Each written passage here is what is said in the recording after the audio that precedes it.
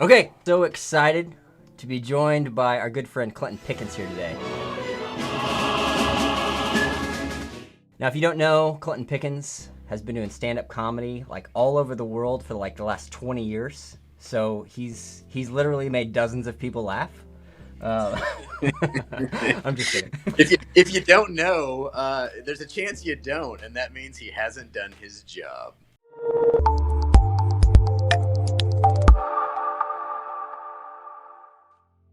He's also an award-winning filmmaker. He's frequently on our writing team, which means he's also an award-winning advertiser. He's ghost-written in major publications for celebrities that everyone knows. And most importantly, Clinton and I also walked the perimeter of Manhattan in one day. Oh, Perimeter Day. I forgot about Perimeter Day. Perimeter Day. Yeah. One of the best days of my life. Well, thank you so much for Thanks joining for us. having me. I feel like we're gonna have to do an episode just on perimeter. This is new to me. I think we're in the future, whole episode. I want to hear about Perimeter Day. Totally. It was a special day. We should actually just go walk the perimeter again and film it. That's what we should do. I agree. So I remember being incredibly tired and sore when I was like 20 when we did that. Yeah. So now I might die. My body cannot handle that. Yeah, I remember thinking it was a mistake halfway through at 21. So yeah. So like a month of training, then we'll film Perimeter Day. Yes. Okay. For some people, they train and climb Everest. For Matt and I, it's like no elevation change and like stop every 45 minutes to get a drink at a leisurely pace. Yeah. You're training so you can do the 1 mile fun run with your kid at the local 5K. Like, no, I'm just walking with my training just so I can walk it with my kid. All right, so we want to talk about comedy and storytelling with you because that's what you are an expert at. So I have a question. So like just outside looking in, we've had some writing retreats and we've done some fun projects with you. And so just observing people who just seem to have it in terms of like understanding comedy and humor. Would you say that is something that you're born with, or is this something that you can learn if it's not something that comes naturally to you?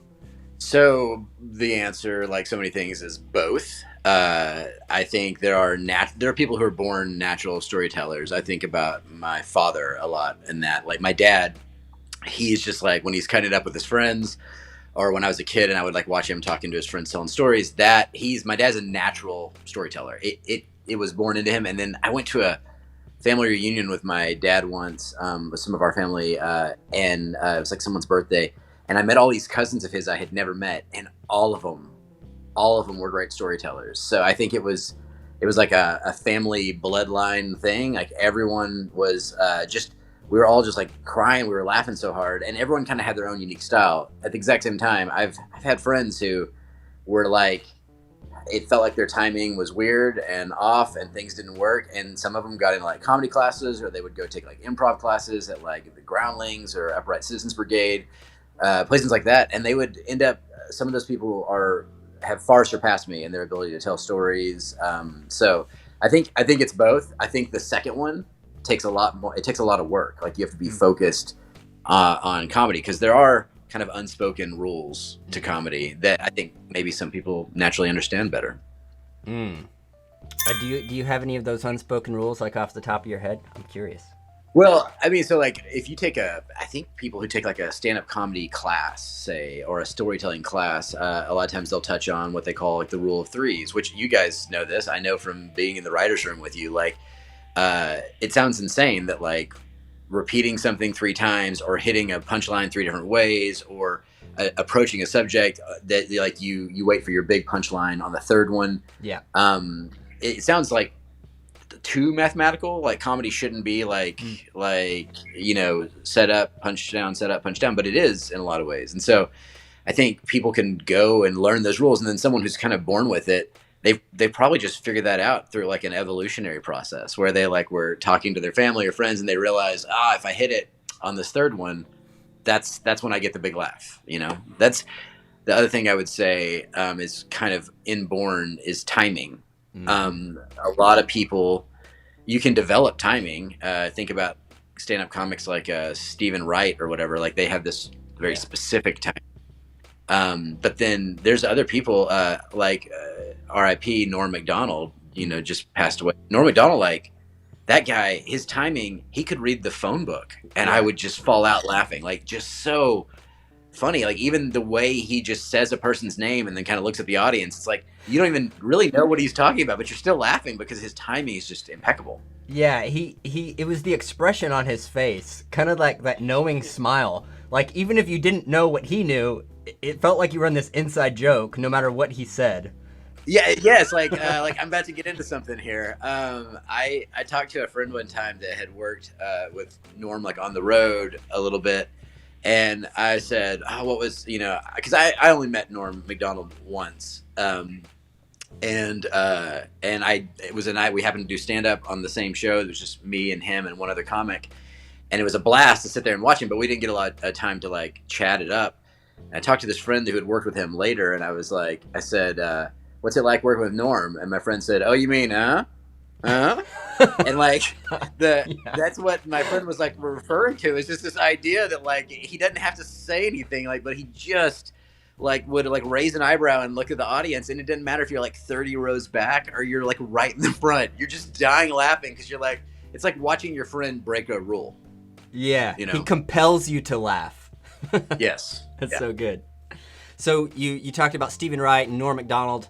Who are some of your other either comedy or storytelling inspirations? So, storytelling, I will say right off the top, I don't know if you guys follow like Mike Birbiglia, but like he is a fantastic storytelling comic. He did a lot of like, I don't know if you know, like NPR, they have a program called The Moth that is like a storytelling, like a live in-person storytelling event that I don't know right where it started, but I would probably guess like New York or Boston or somewhere in the Northeast. And now it's everywhere. And there's these like moth nights where people go and they tell a story based on a topic they're given. And sometimes there's competitions. And then there's guys like Mike Birbiglia, who's like a stand-up comic, who is also just this incredible long-form storyteller. He has a movie, I think, called Sleepwalk with Me that was based on a story he told, I think, in his stand-up that was about how he was a sleepwalker and how that like affected and changed his life. And so I would say Mike is a like current modern day like incredible storyteller. And then it's always such a weird and dicey topic, but Bill Cosby. Bill Cosby was an epic storytelling comedian. And All right, we gotta end the interview now. I didn't realize you were a sicko. But you can't say it anymore. But I know. So I love Cosby's comedy. Yeah, and that's what it kind of comes down to. Is I think that's the other thing. Just as a side note, that's so hard for comics with that topic. Is that like a lot of people don't want to say now, like, gosh, I got into stand up because of watching Bill Cosby. I never met the guy. I don't know anything about him personally, other than what you've heard in the news. But as a storyteller, I've seen him perform. And as a kid watching him, like, he is captivating. And he would tell his comedy sets were like 2 and 3 hours, like these long comedy sets. And then this is a strange one, but it's sort of in the same vein because they worked on TV together. But like Sinbad, the comedian Sinbad, he's like pretty clean, and he tells these stories, especially like sort of for family oriented like comedy and events. And like Sinbad's like work in the late 80s and early 90s, like he would do these like long form stories that are just nuts, and they were kind of, if you saw him multiple times, they were different every time, but you would pick up a little piece of the story differently each time you saw. He was an icon back in the day. He really was. Everybody knew who Sinbad was. Still like working and still like killing it. Yeah. That's Sinbad. awesome. Well, I got to check out The Moth. That sounds really cool. Yeah. You should. Yeah. The Moth is fantastic. And those type of events, I guarantee you, they are everywhere. Like, they're where you are, but there's these really quality ones in like New York and LA. Awesome. So entertainment and entertaining is becoming more and more important in marketing for us. I mean, it's a trend that's been developing, and we're seeing it for sure. So I think a lot of businesses struggle with how to tell better stories, and then maybe in an extension of that, how to make them funny, how to be funny. What kind of advice would you give to businesses that are wanting to lean into that? Gosh, so I think that it's about writing ultimately. And then I know from working with you guys do a really good job of like sort of directing your talent that you end up casting when you're creating a spot or you're making something. And I think that's so important. Like when we think about advertising campaigns that have been successful, it's normally like brand. You guys probably know the right like advertising terms, but like brand recognition through comedy. So like I say like, "Where's the beef?" and we know that old lady who yelled, "Where's the beef?" Like that's the thing. And you know, do you guys remember a commercial? It was like a Got Milk commercial where the guy eats the peanut butter sandwich, and then the radio call-in show was like asks a trivia question. Yeah. And like flash around. Yeah. So that I remember I was sitting with a buddy of mine in a audition for a commercial in Los Angeles. As a commercial actor, you're sitting there with this just room full of people.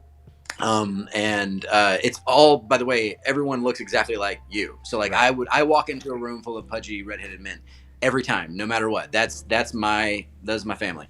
And so I sit there with all these guys and we're talking and hanging out. And then this guy walks in and sits down, who, by the way, doesn't like fit the bill. He doesn't look like the rest of us. And this guy elbows me and is like, "Hey, that's the peanut butter got milk guy." And I'm like, "What?" And he's like, "That's the over there. That's the peanut butter. That's the I remember." And I was like, "Oh my gosh!" And like and so I like elbow the guy next to me, and I'm like, "Hey, it's the peanut butter got milk guy." And everyone like flips out, and so he ends up like talking to us and telling us a story about the commercial because it was, even though it was an advertisement for milk, which that was a massive campaign for milk or but for dairy, but like that was like a culture changing comedic moment that every person in this room who is now pursuing this as a business was aware of and knows. You guys, I just mentioned it, you know it. And so I think that it's like about finding the right combination of writing and directing for your talent, and then the talent that can sort of deliver that line that's like, "Oh my gosh, this is now forever synonymous. This is it. This is the thing that we associate with this brand." And I guess in someone like your position, once you deliver that, you simultaneously make yourself like a legend, and then you also kind of put yourself out of work because you did the thing that is so good that your client's like, "Oh yeah, now everyone knows it. They know it and they talk about it," you know? Yeah, well, hey, it doesn't put us out. We can keep building the story, Clinton. We can make more. I mean, you actually, Matt, you opened my eyes a lot to sort of, I don't know what the term is, but like, it's not like longer form, like advertisement, but it's like developing this character in these like sort of zany worlds and situations where everything I had done prior to working with you guys was like 30-second or minute spots, you know? And then I think the first thing I wrote with you guys, it ended up being more than 60 seconds, but it's like information all the way throughout, you know? And that was like such a unique thing to me. But so I guess to answer your question, Casey, the crux is finding a way to keep it entertaining throughout. Like, you don't want lulls and you don't want dips, because we don't live in a world where people can pay attention anymore. Like, people don't, their attention span is shot. And also because there's so much digital currency floating around, or people have a certain amount of digital currency, there's so much digital content floating around. Like, people don't want to spend their time with something that's not entertaining. Yeah, I think that's why we appreciate working with folks like you, because we know we've got the information. You mentioned it's over 60 seconds, and we've got a lot of information that we're trying to communicate. But you know, Matt kind of guides the process. But I love the way y'all weave it together. It's kind of that joke information, and a lot of the comments we've seen on some of our long form ads like that are, you know, "I can't believe I just watched a 2-minute commercial." It was, you know, like it's like, okay, so even they realize it, even the people watching realize it, but they're willing to do it because they're laughing. So what do you see businesses do that kind of makes you cringe? Like they didn't get it, they didn't do it right. So during the pandemic sort of era, like my family and I have been sort of all over the map, like LA. I was in DC at some point, like North Carolina, like just kind of all this travel and back and forth. It was a great time to travel. Yeah, well, because there was no one out there. You get a chance to see traditional commercials. I just texted a buddy of mine, Chris, last night, who was on this like pepperoni commercial, like a dog treat commercial that's been running since 2020, and I was like, it's amazing they're still running it because it works. It's a funny bit. But also I've had this opportunity in all these kind of random places to see like local commercials, and I think the thing that I'm cringy about is so the internet's the great equalizer in the sense that like nowadays when the three of us, I'm guessing I know you're my age, Matt, but like when I graduated from high school, I had to cut together a tape for an English project by smashing 2 VHSs together and like yes. and hitting like play pause and now that's not the thing anymore. Like with your iPhone or your Samsung or whatever it is you're using, a lot of them have like built-in editing that you can do 1,000% better job than I ever dreamed when I was like an 18-year-old. And so you have these filmmakers that are coming up, and so I cringe when I see a local market commercial or advertisement or internet spot that someone has paid for advertising with, so like it's sponsored or whatever, and I click on it and it looks like a local TV commercial from 1992. Yeah. Like I don't understand like the knowledge is out there, and then like guys like you guys like have proven yourself over and over again. So you're in like you guys do big commercials that kind of span the nation, but also like you have the capability to make that quality of a product for someone at the local level, and people aren't taking advantage of that. So it sounds like I'm advertising for you guys. That's not what I'm trying to do. But like when I see a commercial that's awful and it's like meandering and makes no sense, and someone's got their kid standing in front of their place and they're like, "Dad's a plumber," I'm like, the worst is car dealers. Like, we can do better than that. Yeah. Like it's just, I don't know. Yeah. Yeah, great. I hear you. It's like there's no excuse anymore. There's really not. I was just, if I could ask a selfish question, as an introvert. If either of your dads were plumbers, I apologize for that last bit. I don't know. No. You're safe. Okay. This is a selfish question. So, as someone who is an introvert, do you have like a go-to cocktail party joke that I could steal and use? Like,